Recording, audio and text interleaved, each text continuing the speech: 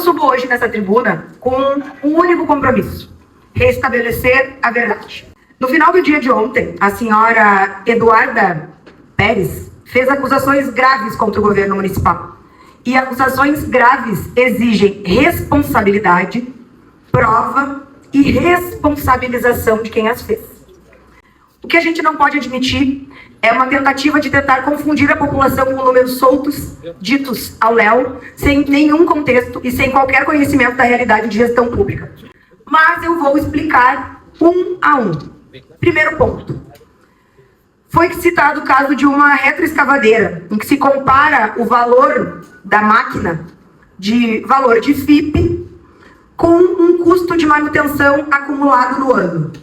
Ora, precisamos dizer, para quem já trabalhou com gestão pública, e até quem trabalha com comércio de carro, que manutenção não é preço de compra.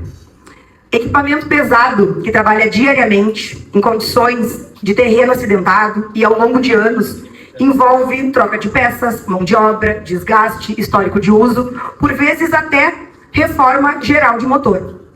Pegar um valor isolado e transformar isso em manchete de superfaturamento, sem qualquer análise técnica, é no mínimo irresponsável. Se há dúvida, de fato, que se apure. Porque ninguém que trabalha certo tem medo de investigação, mas acusar sem prova e sem qualquer prova é um atentado contra a população. Segundo ponto, contrato de gestão da frota. Contrato de gestão de manutenção da frota. Foi dito que o contrato seria de 9 milhões e que houve uma utilização de 17 milhões. Mas é preciso explicar que, em um termo de referência, se faz uma estimativa de valores. Depois, se olha as condições que se pegaram as máquinas. Secretária Márcia Colau, em 2025, enquanto secretária de Educação, apenas nos meses de janeiro e fevereiro, gastou quase 3 milhões em manutenção da frota de transporte escolar apenas, porque tinha ônibus até 100 pneu. E de quem era a gestão que a gente estava falando? De uma gestão do do engenheiro Newton Magalhães. A frota da prefeitura atende saúde, educação, obras, desenvolvimento social e toda a estrutura de uma prefeitura.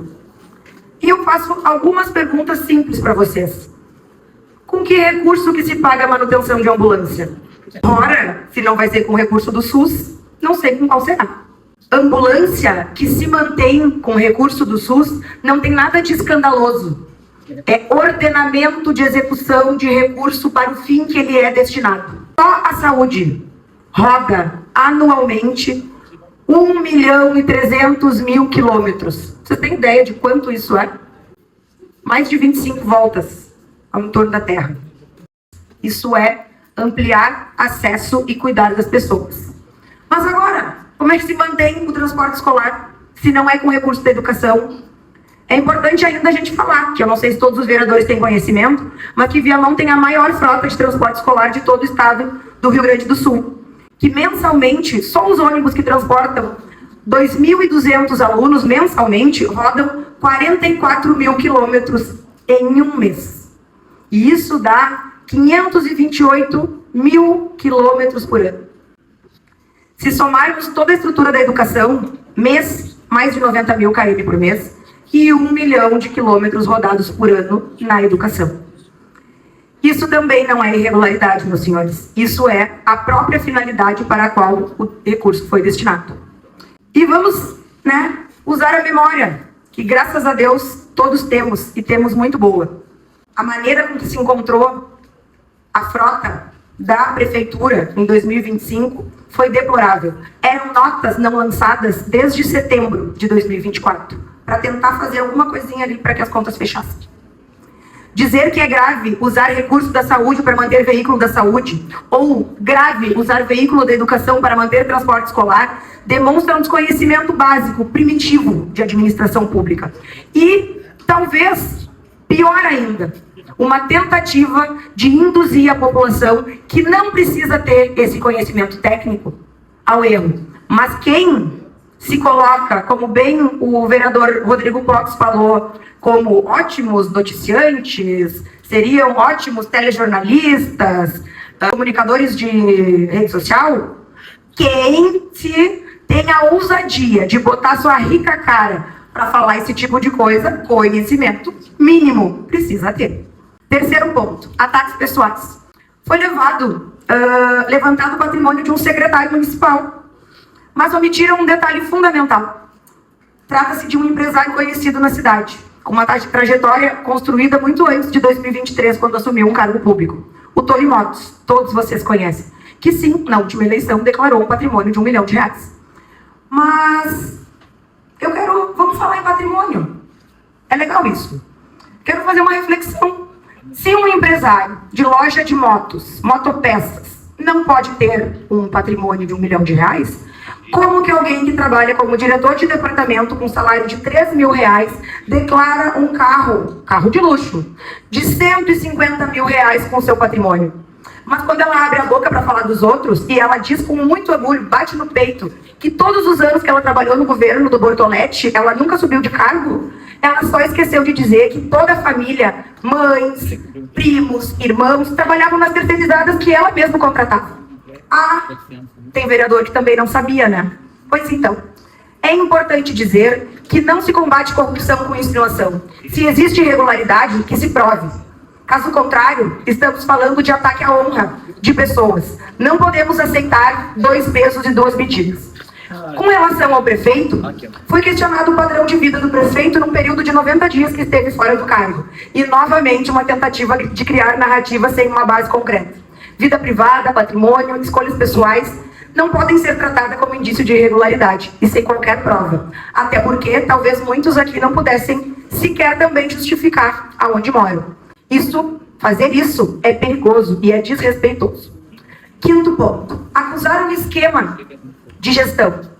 Foi levantada uma suspeita de irregularidade na empresa responsável pela gestão dos orçamentos. E aí eu quero dizer para vocês, o sistema, ele faz só a gestão dos orçamentos. Se bota no sistema o que o veículo apresenta e as oficinas é que dão o preço para consertar. E eu quero dizer para vocês, se houvesse qualquer tipo de ganho secundário ou interesse de inflar custos em manutenção, será que a gestão ia se preocupar em reduzir esses custos? Porque foi exatamente isso que o governo fez. Uma ata de locação de veículos 0 km. E só em 2026, 10 veículos 0 km foram locados para reduzir os gastos com manutenção e equilibrando a equação desgaste da frota e gasto público. Ou seja, uma decisão eficiente. Por fim, se falou de um escritório em Brasília, que eu trouxe para vocês aqui, passo para todos os vereadores, de um contrato assinado em 10 de janeiro de 2025, atendendo a uma promessa de campanha, de ter um escritório em Brasília para captar recursos. E, antes de encerrar, trarei os valores captados de recursos federais em 2025 e 2026. Só para o hospital, em 2026, foram R$2.283.000. Para a saúde, em 2025, 800 milhões, e em 2026, 3.250.000 para a saúde. Então, quando a gente fala em debate sério, a gente fala com dados, a gente olha documentos, analisa e depois se posiciona. Podem falar para fazer barulho, podem tentar confundir a população, mas a verdade é uma só, e eu vou repetir porque eu até já disse. Quem trabalha com responsabilidade não teme investigação. E Viamão sabe muito bem quem está trabalhando e quem está gritando e tentando bater no lodo e sair sapateando, fazendo sujeira pela volta. Viamão e as pessoas têm inteligência e sabem ver. Muito obrigada.